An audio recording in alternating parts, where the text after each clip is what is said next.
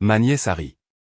Maman et grand-maman ont dit que si tu disparaissais, personne ne s'en soucierait même. Elle l'a dit comme une blague. Je suis parti sans un mot, mais le sac à dos noir que j'ai laissé. Regardez jusqu'à la fin. Bonjour, je m'appelle Audelin. Et si vous vous êtes déjà assis dans une pièce remplie de votre propre sang, mais que vous avez eu l'impression que les meubles comptaient plus que vous, alors peut-être comprendrez-vous ce que j'ai ressenti ce soir-là. J'ai acheté un tout nouvel iPhone, $850, je l'ai emballé moi-même, j'ai souri quand ma nièce l'a ouvert. Elle m'a regardé droit dans les yeux et a dit, maman et grand-maman ont dit que si tu disparaissais, personne ne s'en soucierait même. Puis elle a ri. Personne ne l'a corrigé. Personne n'a sourcillé, pas même ma mère. Alors je suis parti. Pas de cris, pas d'au revoir, juste un sac à dos noir laissé derrière sur les escaliers. Mais ce qu'il y avait à l'intérieur, ce n'était pas que des reçus.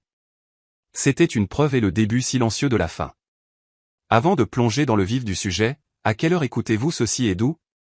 Laissez un commentaire ci-dessous. Celui-ci pourrait sembler trop familier. Le ciel au-dessus de Savannah gardait encore une touche d'or quand je suis arrivé dans l'allée de ma mère. La pelouse devant bourdonnait de voix et de rires. Des voitures bordaient les deux côtés de la rue, plus que ce à quoi je m'attendais. On m'avait dit que ce n'était qu'un dîner de famille tranquille, rien d'extraordinaire. J'ai lissé le chemisier que j'avais repassé ce matin, vérifié mon reflet dans le rétroviseur. Soigné, simple, présentable. Dans une main, je tenais une boîte cadeau emballée, un iPhone que j'avais payé en plusieurs fois depuis 6 semaines. Dans l'autre, une bouteille de cidre de pomme pétillant. Léora ne buvait pas et moi non plus. J'ai pensé que ce serait une touche agréable. La porte était déjà ouverte. Des gens étaient à l'intérieur. Des voix se chevauchaient. Des chaises raclaient le sol. Des couverts tintaient. Personne n'est venu me saluer.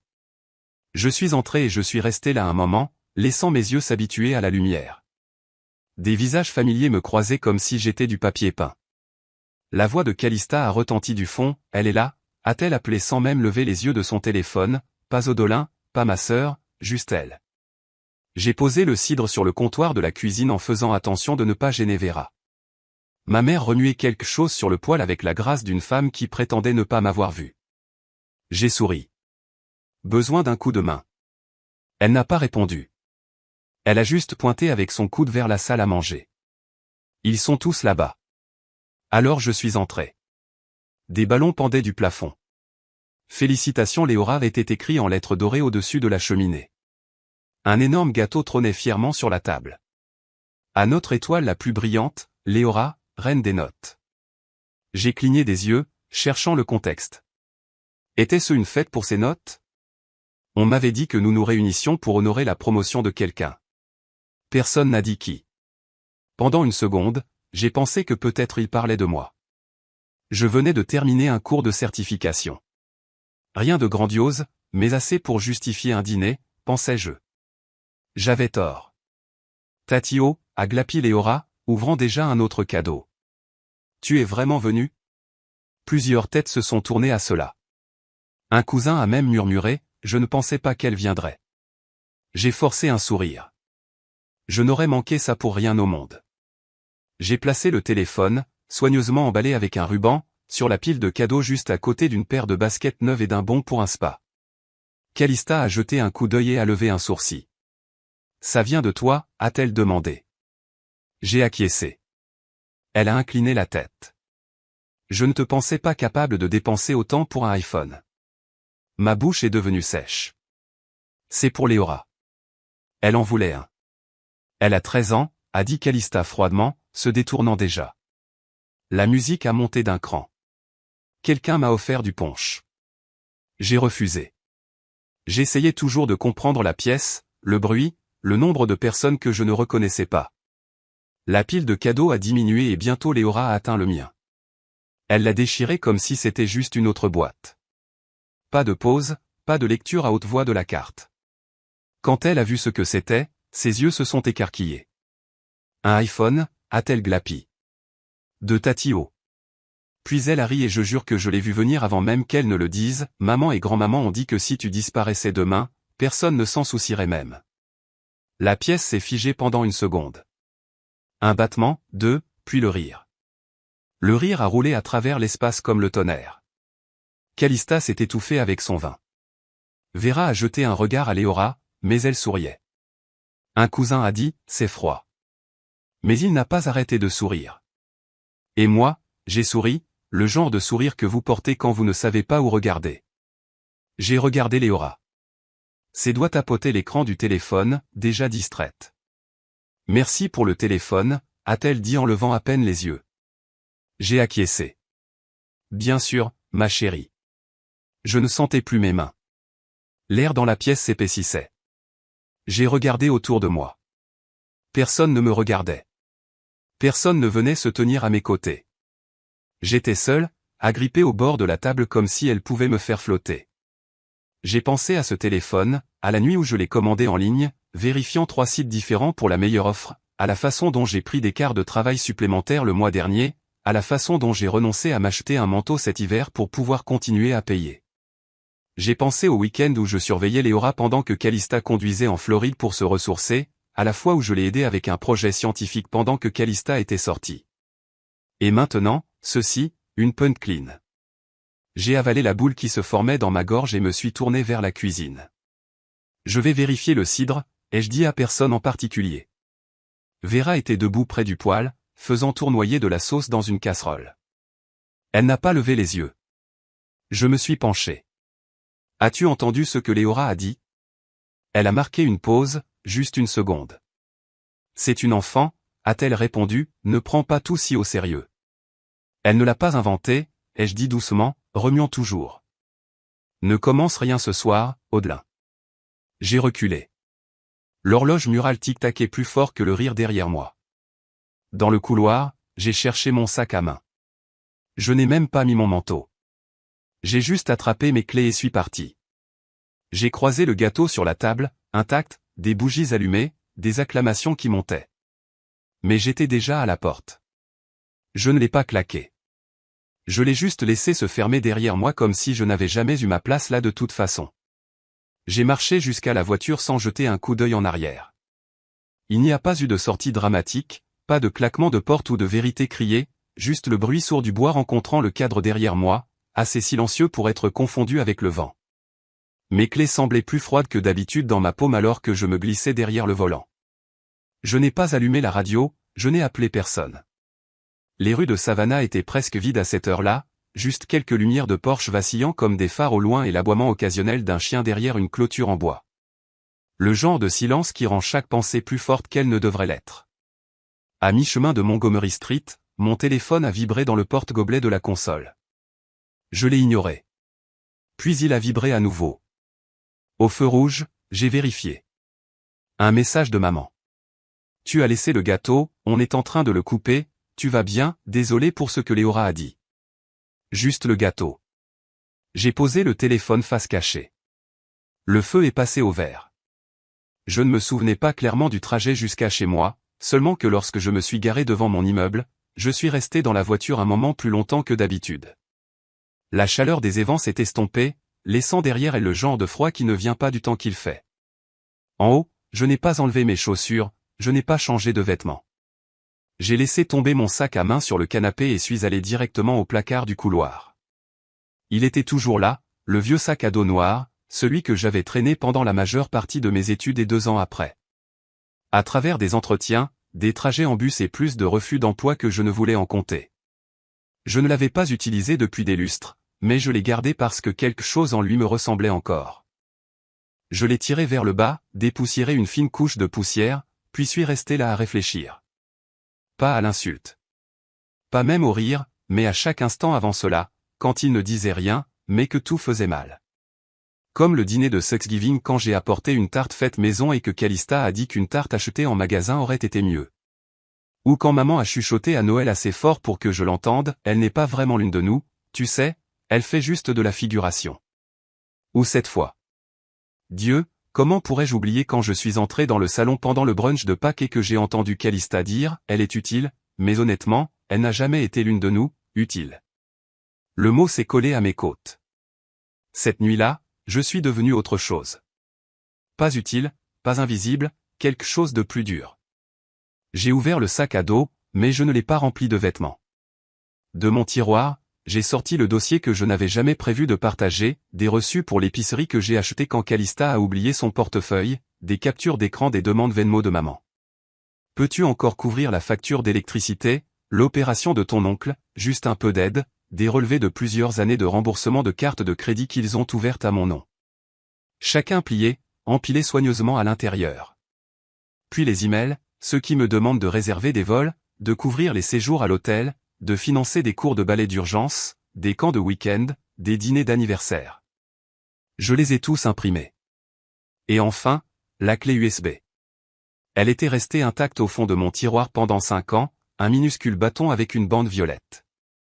Je ne me souvenais même pas pourquoi j'avais sauvegardé ce clip, seulement qu'un après-midi, Léora jouait avec ma caméra et j'avais appuyé sur enregistrer. Elle avait 8 ans à l'époque. Dans la vidéo, elle a levé les yeux d'un livre de coloriage et a dit « Tu es comme ma deuxième maman, maman est toujours fatiguée, mais tu prends toujours du temps. » J'ai retenu mon souffle. J'ai mis la trame en pause, son petit visage figé au milieu d'un rire comme un souvenir essayant de rester en vie. J'ai glissé la clé USB dans la poche latérale du sac, je l'ai zippée, puis je me suis retourné vers la porte. Le trajet de retour chez maman a été plus court qu'il n'aurait dû l'être. Ou peut-être que je n'ai tout simplement pas réfléchi. Mes mains ont bougé par instinct, mon corps stable pendant que mon esprit brûlait. La maison brillait de l'intérieur, une lumière dorée chaude se déversant à travers la fenêtre de la cuisine. Je n'ai pas frappé. Je savais où était la porte de derrière. Je savais comment me déplacer dans cette maison sans être vu. Je l'avais fait toute ma vie. Ils chantaient quand je suis entré. Joyeux anniversaire, leurs voix se sont élevées en chœur tandis que Léora gloussait devant le gâteau, tenant un cierge magique comme un trophée. Personne ne m'a remarqué à nouveau. J'ai dépassé le vestiaire, j'ai traversé le couloir et j'ai posé le sac à dos contre la base des escaliers. Pas caché, pas au centre de la scène, juste là, une vérité se reposant tranquillement, attendant. Au moment où j'ai fermé la porte derrière moi, le rire a éclaté à travers les murs à nouveau, plus fort maintenant. Il s'est déversé par les fenêtres dans l'air nocturne, faisant écho d'une manière qui m'a fait me demander s'il s'était déjà arrêté. Je suis rentré chez moi lentement. À l'intérieur, j'ai enlevé mes vêtements et je suis entré dans la douche, j'ai laissé l'eau frapper mon dos comme un rythme régulier. Pas brûlant, pas froid, juste assez pour me rappeler que j'étais toujours là. Quand je suis sorti, mon téléphone s'était allumé à nouveau. 6 appels manqués. 2 de maman. 3 de Calista. Un d'un numéro que je ne reconnaissais pas. Je n'ai pas vérifié les messages. Je n'ai pas défilé. Je n'ai pas répondu. J'ai posé l'écran du téléphone face cachée sur la table de chevet, puis j'ai enlevé la serviette de mes épaules. Ma peau était humide. Mon visage plus humide peut-être à cause de l'eau, peut-être à cause du silence. Sur mon bureau, le tiroir était légèrement entrebâillé. À l'intérieur, une deuxième clé USB, une copie de l'original que j'avais laissé derrière moi. Les coups sont venus avant que le soleil n'ait complètement percé les stores. Je me suis réveillé en clignant des yeux, désorienté au début, pensant que cela faisait partie d'un rêve. Mais ça a continué, implacable, rythmique comme quelqu'un martelant au bord de mon crâne. Je me suis retourné lentement, le cœur traînant comme du linge mouillé. Les coups sont devenus plus vifs. Je n'avais pas besoin de deviner qui c'était. Les pas, la voix derrière les poings, la façon dont l'air changeait autour de ce genre de colère. Je connaissais ça. J'ai tapoté tranquillement sur le sol, faisant attention de ne pas trébucher sur le coin du tapis. Mon appartement sentait encore le savon au citron de la nuit dernière et quelque chose de vieux. J'ai jeté un coup d'œil par le Judas.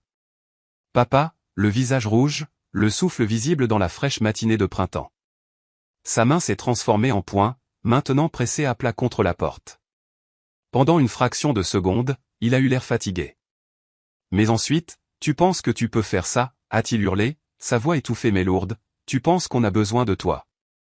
J'ai dit, rien, tu m'entends, Audelin, tu penses qu'on a besoin de toi. Son souffle a embué le bois. On n'a jamais eu besoin de toi. On allait très bien avant que tu ne t'impliques dans tout. Toujours silencieuse. Tu es ingrate, tu m'entends, après tout ce que ta mère a fait pour toi. Ma bouche s'est crispée. Tu as toujours été la difficile, toujours en train de jouer la victime.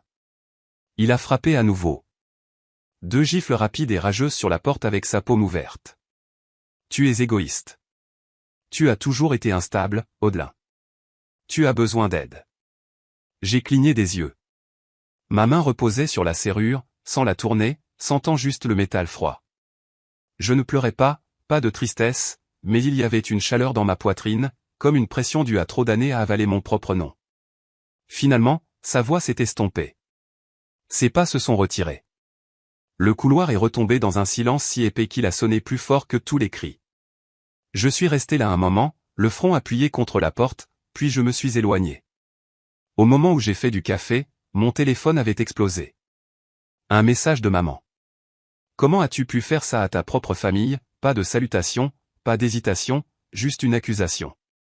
6 appels manqués de Calista, tous dans les 15 dernières minutes. Le 7e est arrivé alors que je fixais l'écran. Puis le texto, tu penses qu'on ne peut pas vivre sans toi? Très bien, tu verras combien de temps tu dures sans une famille. J'ai jeté le téléphone sur le canapé et j'ai pris une longue gorgée de café noir. C'était amer. Pas de sucre, pas de crème, mais c'était honnête. J'ai passé l'heure suivante à fixer le plafond. La maison ne ressemblait pas à un foyer, mais pour la première fois, elle me semblait mienne. Plus tard cet après-midi, l'alerte numérique a commencé. Ping ping ping. Le système de détection de fraude de ma banque a signalé une tentative de connexion suspecte sur l'un des comptes partagés. Puis est venue la notification, prélèvement automatique refusé, compte gelé. Un autre email, le compte de service internet fermé en raison du non-paiement. L'accès à Venmo restreint, Netflix déconnecté. Je me suis assise à la table de la cuisine, les jambes repliées sous moi comme si j'étais de retour à l'université, et j'ai ouvert un navigateur privé. J'ai tout vérifié.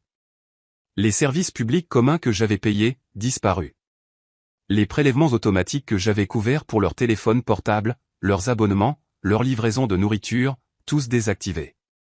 Elles ont dû essayer de se connecter ce matin-là. Elles ont dû paniquer. Léora, j'en étais sûr, serait en larmes sans ses émissions. Vera ne pourrait pas publier ses mises à jour quotidiennes sur Facebook sans Wi-Fi. Et Calista, elle perdrait la tête sans ses listes de lecture de yoga sur Spotify. Je n'ai pas souri, mais quelque chose en moi a expiré, non pas par satisfaction, mais par libération. Un robinet s'est ouvert pour la première fois depuis des années. Elles m'ont traité d'égoïste, mais elles ne se sont jamais arrêtées pour demander combien de nuits j'avais passé sans rien pour qu'elles puissent avoir plu. Le café était devenu froid. J'ai ouvert Facebook sur mon ordinateur portable. La voilà, Calista. Mes nouvelles photos de profil, elle et maman joue contre joue, toutes les deux en perles, toutes les deux souriant comme si rien ne les avait jamais touchées. Légende, parfois, la famille se retourne contre toi sans raison, mais nous restons fortes. Nous avons toujours fait ça toutes seules. J'ai continué à lire. Tu ne peux pas choisir ton sang, disait un commentaire. Vous êtes si courageuse. Continuez à briller, disait un autre. Des douzaines de cœurs et d'émojis de câlins bordaient la page. J'ai fixé le message pendant longtemps, chaque mention j'aime et chaque commentaire se gravant dans mes côtes. Elles pensent vraiment qu'elles peuvent tout réécrire, ai-je chuchoté. J'ai fermé l'onglet. Mes pieds ont bougé sans réfléchir. De retour à mon tiroir de bureau, j'ai sorti le dossier jaune marqué 2017, les reçus, les emails, les confirmations de transfert, les relevés fiscaux indiquant mon nom sur chaque don, chaque paiement, chaque bouée de sauvetage qu'elles avaient jamais utilisé mais jamais reconnu. Tout était là. Pendant un instant, j'ai pensé à le poster, juste une capture d'écran, un simple fait pour interrompre le conte de fées qu'elles avaient concocté, mais je ne l'ai pas fait, pas encore. Au lieu de cela, je suis allé à la photocopieuse dans le salon commun de l'immeuble, j'ai fait 3 copies, j'en ai glissé une dans une enveloppe, j'ai écrit la date au dos. Puis j'ai pris l'ascenseur jusqu'au rez-de-chaussée. La pièce des coffres-forts était calme. J'ai signé le registre, j'ai ouvert la petite porte et j'ai glissé l'enveloppe à l'intérieur. Quand je suis retourné à mon appartement, le soleil s'était baissé derrière le toit du voisin. Tout était baigné d'or comme si le monde avait décidé d'être doux pendant un moment. Je me suis versé une autre tasse de café, cette fois avec du lait. Je me suis assise, j'ai rentré mes jambes sous moi à nouveau et j'ai regardé le téléphone. Je ne l'ai pas pris, je n'ai pas défilé, je n'en avais pas besoin. Elles pensaient que me couper était une punition, mais elles ont oublié que j'avais construit la maison qu'elles essayaient d'incendier. La brise à l'extérieur avait commencé à s'adoucir alors que l'après-midi s'installait. J'avais prévu de descendre le pâté de maison jusqu'à l'épicerie du coin, juste pour prendre l'air, peut-être acheter des œufs, je n'en avais pas vraiment besoin, mais je n'ai fait que quelques mètres hors de ma porte avant de le voir. Une seule enveloppe blanche scotchée juste en dessous du Judas. Pas d'affranchissement, pas d'adresse, juste 4 mots écrits dessus dans la calligraphie parfaite de maîtresse d'école de ma mère. Lis-le avant de faire quoi que ce soit que tu pourrais regretter. Je ne l'ai pas pris tout de suite. Je suis resté là, les bras ballants sur les côtés, la liste d'épiceries oubliée. Puis, comme si quelqu'un d'autre avait tendu la main pour moi, je l'ai décollé, je suis retourné à l'intérieur et j'ai verrouillé la porte derrière moi. Je me suis assise à la table avec, toujours scellé. 10 bonnes minutes se sont écoulées avant que je ne touche le rabat. Je n'arrêtais pas de me dire, c'est un piège, c'est un piège. Mais quelque chose dans la façon dont elle a écrit mon nom, ou ne l'a pas écrit, a éveillé ma curiosité. À l'intérieur, il y avait 2 choses. Une seule feuille de papier imprimée, pas écrite à la main comme je m'y attendais. 2. Une photo, tirage couleur. Le visage de Léora remplissait le cadre, mouillé de larmes, sa lèvre inférieure prise entre ses dents. J'ai regardé à nouveau la note. Je ne sais pas ce que nous avons fait pour mériter ça. Tu as toujours été distante, mais tu étais quand même de la famille. Pense à Léora. Ne punis pas l'enfant pour ce que tu penses que les adultes ont mal fait. Maman, qui t'a quand même élevé, quoi que tu crois. Mes doigts se sont refroidis autour du papier. Quoi que tu crois. C'était encore là, le dénigrement déguisé en grâce. Je me suis assise en arrière sur ma chaise, la photo toujours face visible à côté de moi. Léora avait l'air le cœur brisé, mais je ne pouvais pas dire si c'était de ne pas obtenir ce qu'elle voulait ou de s'être fait dire qu'elle ne pouvait plus s'y attendre. Et soudain, j'avais 9 ans à nouveau, regardant à travers l'entrebâillement d'une porte derrière laquelle je n'étais pas censé être. C'était la veille de Noël. On m'avait renvoyé en auto, on m'avait dit que les adultes devaient emballer la magie, quoi que cela signifie. Je n'étais pas fatigué. Je m'étais faufilé en bas pieds nus et j'avais collé mon oreille contre le mur du couloir, juste à l'extérieur de la cuisine. La voix de Calista avait été aiguë, agacée. Je ne me souviens pas de ce dont elle se plaignait, probablement un parfum bon marché que je lui avais choisi avec mon argent de poche. Mais je me souviens de ce que Vera a chuchoté en réponse. Je me souviens de chaque syllabe. Elle est née dans la mauvaise maison. S'il n'y avait pas la culpabilité de ton père, elle ne serait même pas là. Je me souviens m'être figé comme si l'air avait été aspiré du conduit au-dessus de ma tête. Je suis resté là à m'accrocher au mur comme s'il pouvait s'effondrer sur moi. Je me souviens être retourné me coucher, m'être glissé sous les couvertures et avoir regardé les lumières colorées de Noël clignoter au plafond. Et je me souviens avoir pensé, qu'est-ce que j'ai fait de mal en naissant ? Ce n'était pas la première fois que j'entendais des choses que je n'étais pas censé entendre, mais c'était la première fois que je les croyais. Maintenant, 29 ans plus tard, je fixais une photo imprimée de leur nouvel enfant chéri et je lisais une lettre qui, d'une certaine manière, me blâmait d'avoir blessé l'enfant tout en excusant tout ce qui s'était passé auparavant. Vera ne s'est pas excusée, pas une seule fois. Elle ne m'a pas demandé comment j'allais. Elle n'a pas dit pardon pour ce qui a été dit au dîner ou pour la façon dont j'ai été traité. Elle n'a pas reconnu que j'ai été manqué de respect, effacé, humilié. Au lieu de cela, elle a commencé par la culpabilité, la draper dans la maternité et la mémoire. Ce n'est pas de l'amour, ai-je dit à voix haute. J'ai plié la lettre en 2, puis en 2 à nouveau. Puis à nouveau jusqu'à ce que ce soit un carré épais et serré dans ma main. Il ne me manque pas, ai-je chuchoté, ce qui leur manque, c'est ce que je leur donnais. Et peut-être pour la première fois de ma vie, je n'ai pas tressailli en le disant. Je me suis levé lentement, j'ai traversé la cuisine et j'ai laissé tomber la lettre dans la poubelle. Je n'ai pas hésité. Je n'ai pas regardé en arrière. Puis je suis allé à mon ordinateur portable. L'écran s'est allumé, toujours connecté à mon email. J'ai cliqué sur « Composer » et j'ai tapé un message. Court, clair, final. Au fil du groupe familial. Sujet, avancé. Je n'assisterai plus à aucune réunion de famille. Veuillez me retirer de tous les groupes de cadeaux, plans ou comptes partagés. Je vous souhaite la paix. Je ne financerai tout simplement plus ça. Odolin, j'ai survolé le bouton envoyer pendant seulement une seconde. Clic et c'était ça. J'ai fermé le couvercle de mon ordinateur portable, je me suis levé et je suis allé à la fenêtre. Le soleil commençait à se coucher. Une ligne dorée s'étendait sur le plancher, chaude sur mes pieds nus. Je ne tremblais plus. Je ne me sentais pas puissante. Je ne me sentais pas fière. Mais je me sentais finie. Fini de supplier d'être incluse. Fini de chasser des miettes d'affection qui venaient toujours avec des conditions. Fini de les laisser me définir par ce qu'ils pouvaient me prendre. Je n'ai même pas réalisé que j'avais commencé à respirer plus lentement jusqu'à ce que le silence s'installe si profondément qu'il ressemblait à une expiration. Plus tard, j'ai préparé un dîner simple.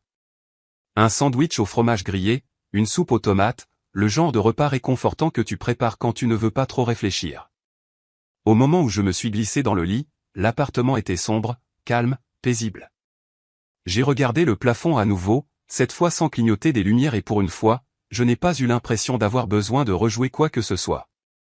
Cette nuit-là, j'ai mieux dormi que je ne l'avais fait depuis des mois jusqu'à ce que les coups reviennent à l'aube. Les coups à la porte n'étaient pas frénétiques comme les autres. Ils étaient réguliers, mesurés comme si la personne qui se tenait à l'extérieur savait déjà que je ne répondrais pas tout de suite. J'ai enfilé une robe de chambre et j'ai entrebâillé la porte juste assez pour voir le visage usé de mon propriétaire, à moitié confus, à moitié désolé. « Bonjour mademoiselle Shipley », a-t-il dit, levant les deux mains comme si je pouvais être armé. « Désolé de vous embêter si tôt, mais eh bien, je viens de raccrocher d'un appel étrange. » J'ai attendu. Il s'est raclé la gorge. « Votre sœur a appelé, a dit que vous vous comportiez de manière instable, que peut-être je devrais. » Je ne sais pas. Jetez un coup d'œil à votre bail, voir si nous pouvions le transférer. Il a secoué la tête et a ri maladroitement. Ce n'est pas aller plus loin, bien sûr. Votre dossier impeccable, vous avez tout payé. Je pensais juste que vous deviez le savoir. J'ai acquiescé une fois. Merci de me l'avoir dit. Il a incliné sa casquette et est parti en traînant les pieds. J'ai fermé la porte doucement derrière moi et je suis resté là, immobile comme une pierre, la main sur le bouton. Instable, ai-je chuchoté. Le mot n'a pas piqué. Il semblait familier comme une chanson qu'ils avaient fredonnée derrière mon dos pendant des années et avaient maintenant décidé de jouer à voix haute. Après une douche rapide et 2 gorgées de café froid, je suis allé directement au tiroir du bas de mon classeur. Il a couiné comme il le faisait toujours. À l'intérieur se trouvait un dossier manie usé avec une étiquette rouge. Hypothèque, propriété de Savannah. Je me suis assise sur le plancher du salon en feuilletant la paperasse. Des pages et des pages d'approbation bancaire, de transfert de titres, de reçus de réparation. Il y a 6 ans, après la 2e crise cardiaque de mon père, la maison s'était dirigée vers la saisie. Calista a supplié, Vera a sangloté. Elle ne pouvait pas perdre la maison familiale, ont-elles dit. Alors j'ai fait ce que personne d'autre ne pouvait faire. J'ai contracté un prêt. Je l'ai acheté à mon nom, non pas par fierté, mais pour les protéger. L'acte de propriété était à moi. Les impôts, l'assurance et les réparations majeures aussi. Et pourtant, pas une seule fois, elles n'y ont fait référence comme à ma maison. C'était toujours leur maison, la cuisine d'elle, la chambre de Léora. J'ai ramassé mon ordinateur portable. 1 heure plus tard, un avis d'occupation professionnellement formaté se trouvait dans ma boîte de réception, prêt à être imprimé. À midi, un coursier en blazer bleu marine s'éloignait du trottoir avec une enveloppe adressée à Vera Shipley et Calista Brandt, 402 Oakwood Drive, Savannah, GA 31405. À l'intérieur, j'avais inclus les éléments suivants, 3 photos couleur des réparations que j'ai personnellement payées, un remplacement de toiture, une reprise de la plomberie et un nouveau chauffe-eau. Une liste de factures de services publics impayées empilées sous mon nom et un post-it jaune collé sur la première page avec écrit à la main va être une famille n'est pas un contrat de location et le mien a expiré. Après que la porte ait cliqué derrière le coursier, j'ai expiré si fort que ça a fait vibrer ma poitrine. Ce n'était pas comme une vengeance. C'était comme une clarté. Vers 14h30, mon téléphone a vibré avec un rappel de courriel scolaire. Chère mademoiselle Shipley, ceci est un rappel amical que les frais de scolarité de Léora Brandt pour le semestre à venir sont dus. Faites-nous savoir si vous devez mettre à jour les méthodes de paiement. J'ai fixé l'écran pendant un long moment. Elle comptait toujours sur moi pour jouer la bienfaitrice fantôme, supposant toujours que je serais trop embarrassée, trop consciencieuse pour arrêter. J'ai ouvert un nouveau document, j'ai tapé lentement, délibérément à acquis de droit, ce message est pour confirmer le retrait du soutien financier pour les frais de scolarité de Léora Brandt, à compter d'aujourd'hui. Veuillez adresser toutes les communications futures aux tuteurs légaux répertoriés au dossier. Puis, j'ai écrit une deuxième page, je l'ai adressée directement à la conseillère d'orientation scolaire. Ceci est une demande personnelle. Je vous demande de garder un œil sur le bien-être émotionnel de Léora. C'est une fille intelligente et tendre, mais elle est utilisée comme bouclier par des adultes qui ne veulent pas assumer leurs actes. Veuillez la soutenir autant que vous le pouvez. Audelin Chiplet. J'ai imprimé les 2 lettres, je les ai glissées dans une enveloppe crème et j'ai fait un arrêt discret à la boîte aux lettres de l'autre côté de la rue avant de retourner à l'intérieur.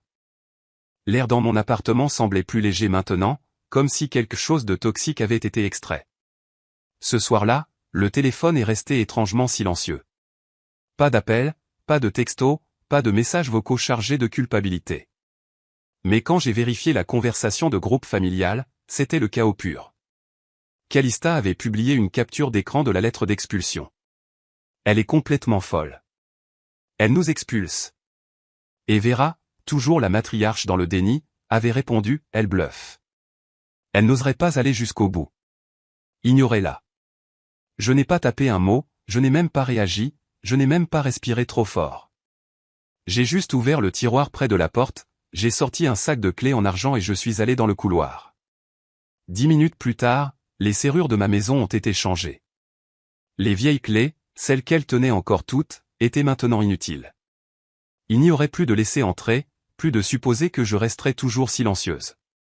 Plus de confusion entre mon nom sur papier et leur permission permanente. Parce que la vérité était simple, personne ne bluffe quand elle a déjà fait ses valises dans son esprit. Au lever du soleil mardi, j'étais non seulement réveillé, mais aussi alerte.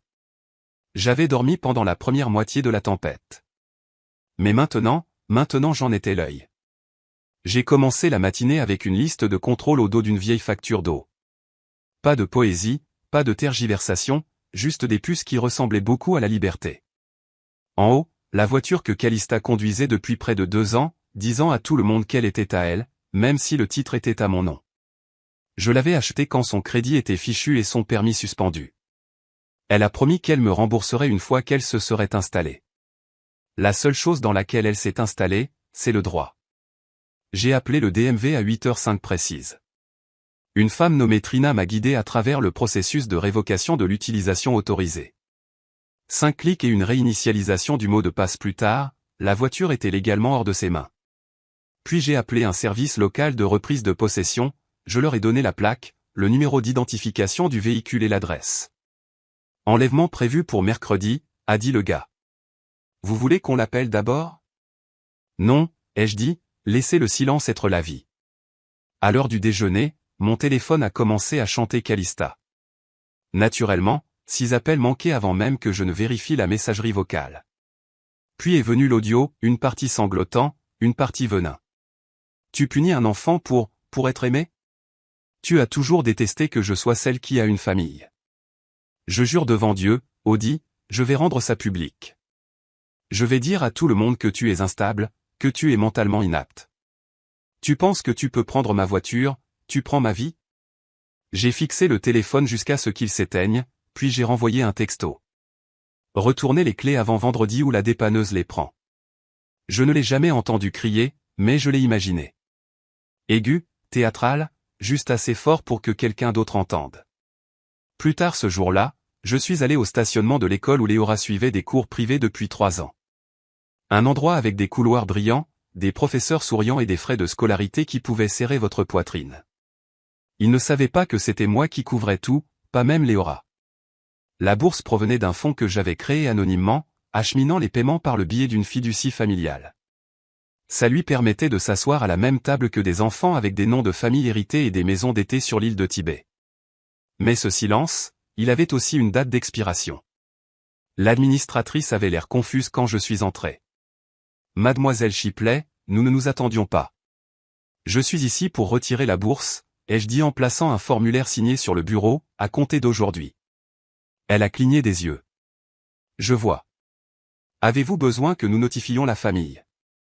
Elles finiront par le découvrir, ai-je dit. Puis j'ai sorti une deuxième enveloppe. C'est pour le conseiller scolaire. De retour dans la voiture, j'ai regardé le soleil se coucher bas sur la cime des arbres tout en pensant aux mots que j'avais écrits dans cette lettre. Veuillez considérer ceci comme une demande confidentielle. Je vous demande de garder un œil attentif sur Léora. Elle est brillante, réfléchie, mais elle est tirée dans des directions où aucun enfant ne devrait l'être. Sa mère l'utilise pour amortir la douleur qu'elle ne veut pas affronter et elle mérite mieux que ça. En rentrant chez moi, je ne me sentais pas triomphante, je me sentais immobile, comme quelqu'un qui avait arrêté de patauger assez longtemps pour sentir le fond de l'océan sous ses orteils. Au moment où j'ai mis mon pyjama et me suis blotti sur le canapé avec du thé, Calista était passée en direct sur Instagram. Bien sûr, ses yeux étaient rouges, mais pas de tristesse, de performance. Un gâchis humide de larmes, une voix tremblante et un éclairage parfaitement incliné. Elle essaie de ruiner ma vie, a-t-elle reniflé en regardant droit dans la caméra, tout parce que j'ai quelque chose qu'elle n'aura jamais, un amour véritable, un enfant, un foyer. Elle a laissé la phrase planer comme si c'était l'évangile. Elle est amère, contrôlante. Elle coupe ma fille de l'école qu'elle aime, de tout, parce qu'elle ne supporte pas de ne pas être le centre d'attention. Des milliers de vues, des douzaines de commentaires, des cœurs, des visages choqués, des mains en prière. J'ai regardé en silence, sans cligner des yeux une seule fois. Quand la vidéo s'est terminée, je n'ai pas fait les 100 pas, je n'ai pas pleuré, je n'ai pas crié. J'ai ouvert mon ordinateur portable, j'ai trouvé le vieux clip, Léora, à 8 ans, assise sur mon canapé en pyjama dinosaure. Elle mangeait une tranche de tarte aux pommes et disait à la caméra sans qu'on lui demande, tu es comme ma deuxième maman. Maman est toujours fatiguée, mais tu me parles toujours. Tu me fais sentir comme si je n'étais pas invisible. J'ai mis la vidéo en pause au milieu de la phrase, son visage figé à ce moment-là, une vérité pure et non filtrée. J'ai sauvegardé le fichier, je l'ai renommé en cas de campagne de diffamation, je l'ai stocké dans un dossier crypté, de sauvegarde. Puis j'ai passé un dernier appel ce soir-là à mon gestionnaire immobilier. Je veux que tous les accès soient révoqués, ai-je dit. Aucun membre de la famille, aucun invité. Il y a eu une pause. Même votre mère? Je n'ai pas hésité. Surtout elle. Il a expiré lentement.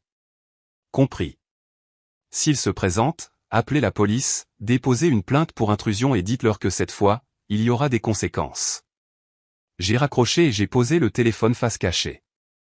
Pour la première fois de ma vie, la séparation n'était pas qu'un mot. C'était une décision. Et cette fois, elle venait avec des reçus. Je n'ai pas eu besoin de vérifier les stores pour savoir que ça avait commencé. Les voix à l'extérieur n'étaient pas des bavardages occasionnels. C'était un volume calculé, le genre de voix que les gens utilisent quand ils veulent être entendus. Et bien sûr, quand j'ai relâché le rideau juste de 2 doigts de large, elles étaient là, Vera dans sa plus belle tenue du dimanche, même si c'était jeudi, se tenant au centre de mon jardin comme si elle possédait le code postal. Calista à côté d'elle, tenant un téléphone sur un stabilisateur avec un froncement de sourcils parfaitement répété et un homme d'une trentaine d'années, une énergie d'influenceur assistant barbu, orientant un deuxième téléphone vers la maison. De l'autre côté de la rue, Madame Keller était assise sur sa balançoire de Porsche avec son téléphone déjà levé. Elle m'a fait un signe de tête lent et entendu. Alors, c'est ce qu'elles entendaient par escalade. Je me suis éloigné de la fenêtre et j'ai noué la ceinture de ma robe de chambre. Pantoufles de maison aux pieds, les cheveux en arrière, calme. Non pas parce que je n'étais pas en colère, mais parce que j'avais appris que la colère leur donnait quelque chose à tordre. Dehors, la voix de Calista a retenti comme si elle avait été indiquée sur un plateau de tournage. Voilà à quoi ressemble la violence émotionnelle, quand ta propre sœur t'empêche d'accéder à ta maison d'enfance. Vera a renchéri, les mains sur sa poitrine, les larmes qui montent déjà. Elle s'est retournée contre sa famille. Nous l'avons élevée. J'ai ouvert la porte. Le stabilisateur s'est tourné vers moi instantanément comme si j'étais une fugitive sortant pour un dernier plaidoyer. Mais je n'ai pas bronché. C'est pour vos abonnés, ai-je demandé calmement, assurez-vous de filmer ça aussi. J'ai soulevé un dossier épais et je suis sorti sur le porche. Acte de propriété, ai-je dit en l'ouvrant. À mon nom depuis 2017, carte grise également à mon nom. J'ai regardé droit dans l'objectif principal de la caméra. Vous filmez une confrontation, je présente des documents. Puis j'ai soulevé la dernière page. Ceci est un avis notarié de fin d'occupation. Il vous a été signifié. Vous l'avez ignoré. Maintenant, vous êtes en train de pénétrer sans autorisation. Calista a raillé, se tournant vers sa caméra. Voilà à quoi ressemble le contrôle, les amis. Ma sœur pense qu'elle peut expulser une mère célibataire pendant une année scolaire. Vous n'êtes pas sur le bail, ai-je répondu, ni sur le titre de propriété, ni sur les services publics, ni sur la facture scolaire. Ce dernier coup a frappé. Sa bouche a tressailli. Elle ne s'attendait pas à ce que je le dise à voix haute. À ce moment-là, le président de notre HOA, M. Danning, est arrivé en marchant énergiquement depuis le trottoir, un presse-papier à la main. « Mesdames, a-t-il commencé, la voix coupée, c'est votre 3e plainte pour nuisance sonore en 2 semaines. » Vera s'est retournée vers lui comme une actrice de théâtre manquant son signal. « Nous sommes harcelés. C'est une affaire familiale privée. » Il n'a pas cligné des yeux. « Nous avons reçu 6 plaintes écrites au sujet de troubles de l'ordre public et de harcèlement. À moins que vous ne soyez une résidente inscrite, je dois vous demander de partir. » Calista a claqué, elle expulse sa propre famille. Puis, comme si quelqu'un avait appuyé sur avance rapide, elle s'est jetée à travers la pelouse vers moi en criant quelque chose au sujet de la trahison, sa voix aiguë, ses bras agitant juste assez largement pour le drame, mais trop erratique pour la sécurité. Sécurité, oui, nous avons une patrouille à temps partiel, est intervenue. Un agent lui a attrapé le coude doucement mais fermement. « Madame, reculez maintenant. » Vera a gémi, « Tu nous as ruinés, Audelin. Tu as fait de nous un spectacle. » « Non, ai-je dit en baissant la voix, j'ai juste cessé de réparer les choses que vous n'arrêtiez pas de casser. » Derrière moi, le voisin de l'autre côté de la rue a applaudi. Un lent applaudissement sarcastique. Un autre a murmuré, il était temps. L'équipe de tournage a commencé à reculer. Le téléphone de Calista est tombé avec un bruit sourd. Sa diffusion en direct s'est terminée au milieu d'un cri, l'écran se figeant sur son visage déformé. Les agents les ont fait quitter mon jardin. Je ne les ai pas regardés partir.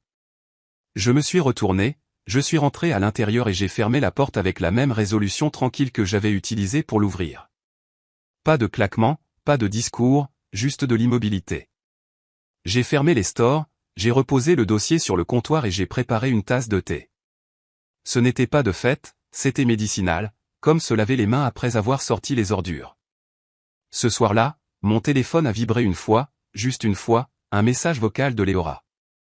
Je n'ai pas appuyé sur lecture immédiatement. Je suis resté près de la fenêtre, regardant les ombres s'étirer sur l'allée comme si elles ne voulaient pas partir non plus. Quand j'ai finalement écouté, sa voix a craqué à travers le haut-parleur. Je sais que tu me détestes maintenant, mais je ne le pensais pas.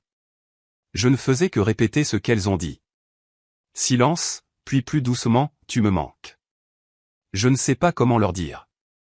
Je me suis assise, je l'ai écouté à nouveau, non pas parce que j'avais besoin de clarté, mais parce qu'une partie de moi voulait encore croire que quelqu'un dans cette maison avait déjà voulu dire ce qu'il disait avec gentillesse. Après la 2e écoute, j'ai appuyé sur supprimer. C'était ça, l'histoire des limites. Parfois, ça ne commence pas par fermer les autres à l'extérieur. Parfois, ça commence par arrêter l'écho des mots que vous n'avez jamais eu à porter. Le lendemain matin, le sac à dos noir était assis sur mon porche, pas jeté, pas lacéré ou piétiné, juste posé comme si quiconque l'avait rapporté pensait que ça le rendait doux. Il était trempé. La pluie de Savannah avait tombé toute la nuit, forte, bruyante, le genre qui inonde les gouttières et transforme les trottoirs en miroirs glissants.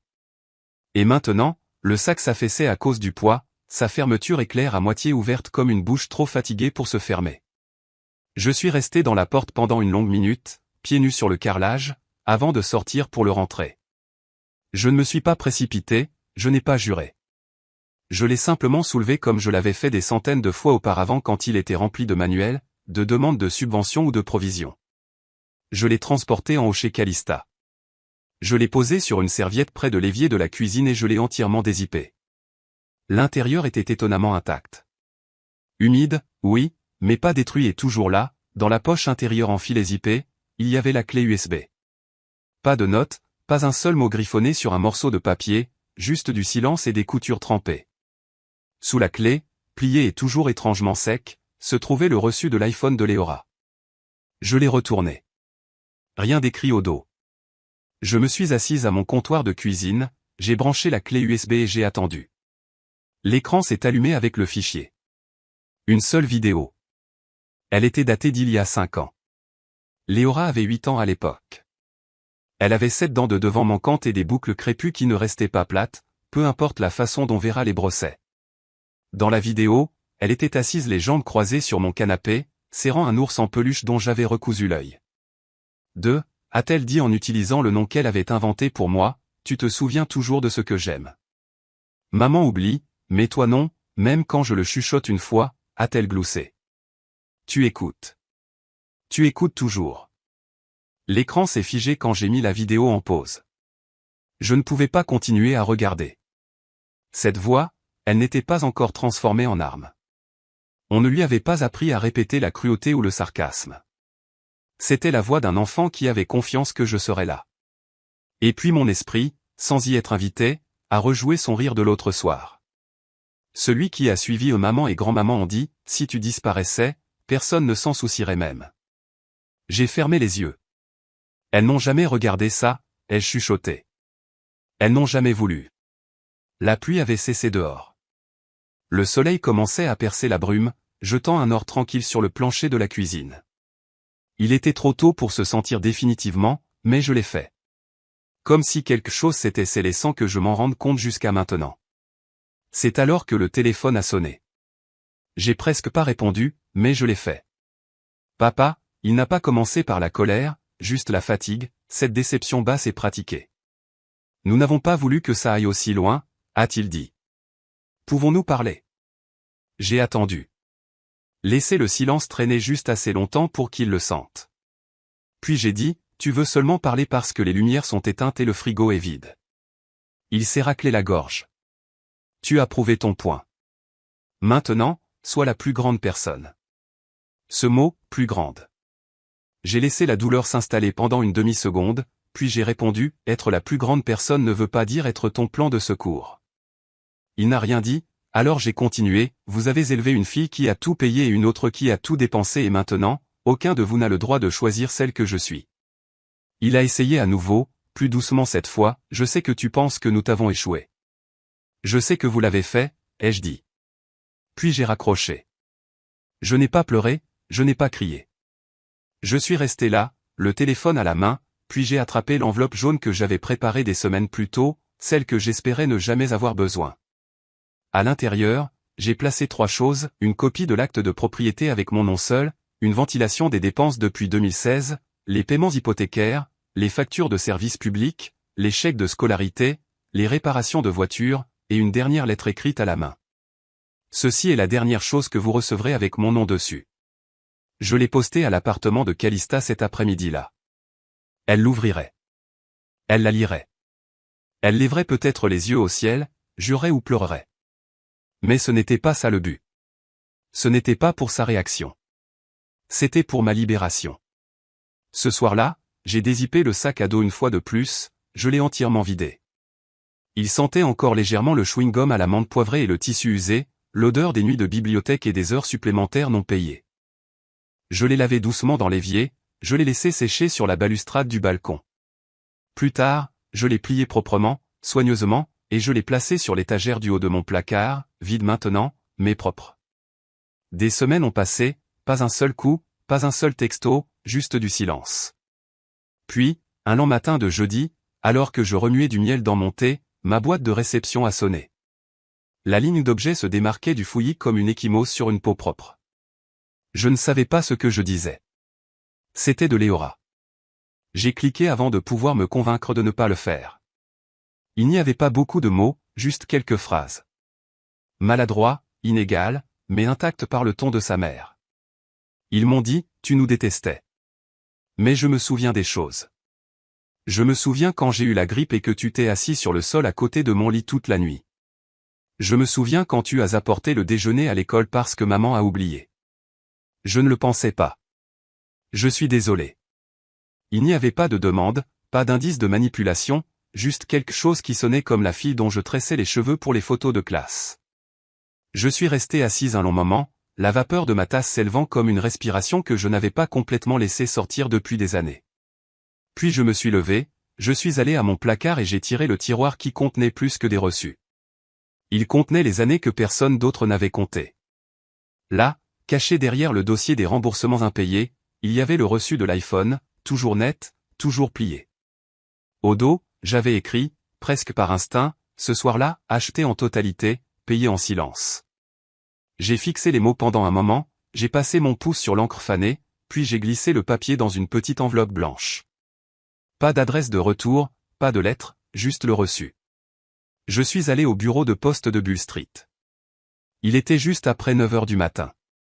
L'air sentait le trottoir chaud et les vieilles enveloppes. J'ai glissé l'enveloppe dans le plateau de courrier sortant et je suis rentré chez moi sans attendre que le commis demande « Besoin d'un timbre ?» Le chemin du retour était lent, délibéré. J'ai croisé la boulangerie qui avait l'habitude d'inscrire le nom de Léora sur les gâteaux. Je me suis arrêté près de la vitrine, mais je ne suis pas entré. Je n'avais pas besoin de quelque chose de sucré. 2 pâtés de maison plus loin, j'ai croisé la petite boutique où j'avais acheté une écharpe pour Vera qu'elle n'avait jamais portée. Trop voyante, avait-elle dit. Elle avait été de la nuance exacte de son chapeau d'église. Maintenant, l'étalage était plein de linge de printemps et de panneaux joyeux qui disaient « reconnaissant ». J'ai continué à marcher. Alors que je me déplaçais à travers les virages et les coins familiers, je ne tressaillais plus. Les souvenirs étaient toujours là, mais la douleur était partie, juste des échos maintenant. Je n'ai jamais été invisible, ai-je chuchoté à personne en particulier. J'étais juste silencieuse. Et ce silence était une force. Il ne me semblait pas amer, il me semblait vrai. Au moment où je suis rentré chez moi, le soleil était monté juste assez haut pour réchauffer les carreaux du porche. J'ai préparé une autre tasse de thé. La même marque que Vera avait l'habitude d'appeler trop chic. J'ai ajouté du citron cette fois. Les petites rébellions sont toujours des rébellions. J'ai vérifié les médias sociaux par habitude. La page de Calista était silencieuse depuis 2 semaines. Pas de conseils de maternité, pas de promotion de sérum pour la peau, une poignée de désabonnements. Un commentaire laissé sur sa dernière diffusion en direct n'a pas bien vieilli, hein. Je n'ai pas répondu. Je n'ai jamais eu à Vera n'a plus jamais appelé. Et la maison, elle a été répertoriée sous la saisie. Il n'avait pas payé les taxes foncières depuis que j'avais retiré mon nom du compte. La photo de l'agent immobilier la faisait paraître plus petite que je ne m'en souvenais. Ce soir-là, j'ai ouvert mon placard. Le sac à dos noir était juste là où je l'avais laissé, propre, zippé et immobile. J'ai souri. J'ai fermé la porte doucement et je me suis chuchoté, tu n'obtiens pas toujours justice, mais parfois, le silence est justice. Avez-vous déjà été effacé par les personnes même que vous avez maintenues à flot? Vous êtes-vous déjà éloigné, non pas parce que vous étiez faible, mais parce que vous étiez enfin libre? Si oui, cette histoire aurait pu être la vôtre aussi.